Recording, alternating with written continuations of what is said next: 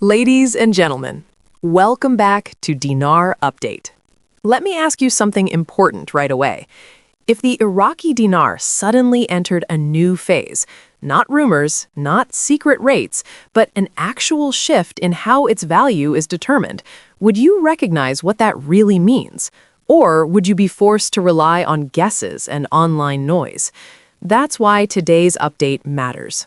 If you're holding Iraqi dinar and wondering whether meaningful change is finally approaching, stay with me. This is not a video about instant wealth. It's not about hidden exchange appointments or overnight jackpots. Today, we're talking about something far more realistic, the newly discussed float timeline for the Iraqi dinar, what it actually signals, what it does not guarantee, and how smart holders prepare before any official transition occurs.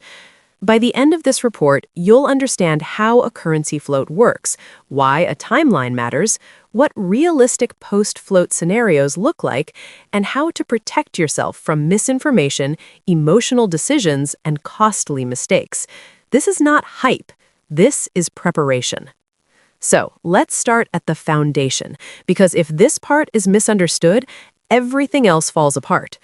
When we talk about a currency float, we're not talking about magic. We're not talking about sudden fortune. A float simply means the currency is no longer held at a tightly fixed rate by the central bank. Instead, its value is allowed to move according to market forces: supply, demand, trade activity, reserves, inflation, and investor confidence. For the Iraqi dinar, which has long been managed to protect internal stability, moving toward a float is a structural shift, not a payout event. A float opens the door for true market price discovery. Over time, if Iraq's economic fundamentals strengthen, the currency can gain credibility and value. But it can also fluctuate, pause, or move slowly. That's why understanding the process matters more than chasing predictions. Historically, no country floats a currency casually. Central banks prepare for years. They reduce inflation pressure, build foreign reserves, modernize banking systems, improve compliance standards, strengthen financial oversight. Iraq has been moving through these steps steadily, even if quietly. These reforms don't make exciting headlines, but they are exactly what makes a float possible. Now let's talk about the timeline. A float timeline is not a single date circled on a calendar. It's a sequence of readiness milestones. These include inflation control, stronger banking supervision, improved government financial management, and coordination with international financial partners. When these pieces are in place, authorities gain confidence that a float can occur without destabilizing the economy. For dinar holders, this changes how expectations should be framed. A float is not a switch, it's a transition, and transitions reward preparation, not panic. One of the most important phases before any float is policy communication. Before changes occur, governments and central banks must clearly explain procedures: which banks will handle exchanges, what documentation is required, whether all note series will be accepted, whether limits apply, whether special exchange windows exist. This is where clarity replaces speculation. And once official procedures are public, scams lose power. No one can sell secret access when rules are transparent. That's why verified announcements matter, not social media whispers. Another critical piece is bank readiness.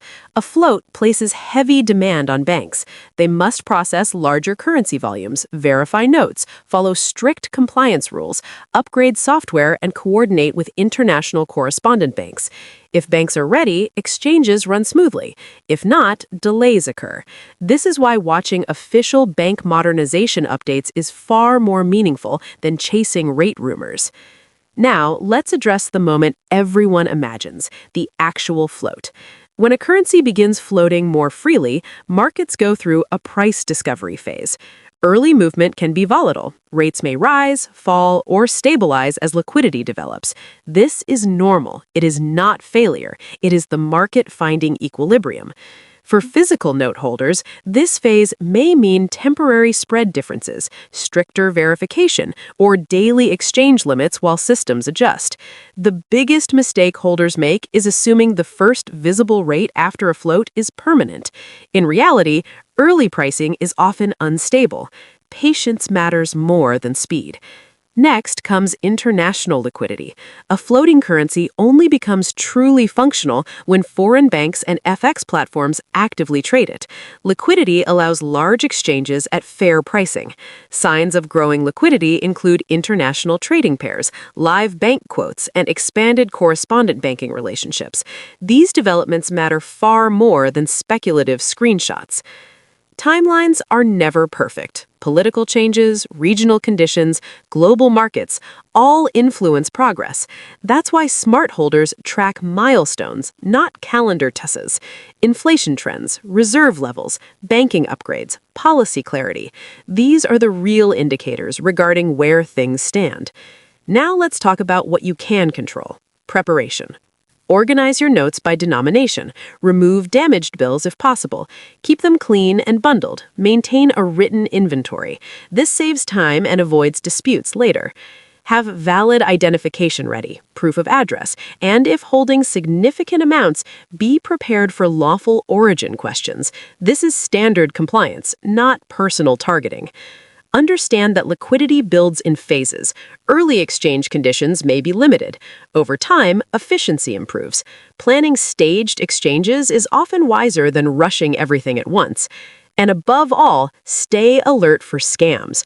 Guaranteed rates, secret bank lists, paid priority access, urgent private instructions.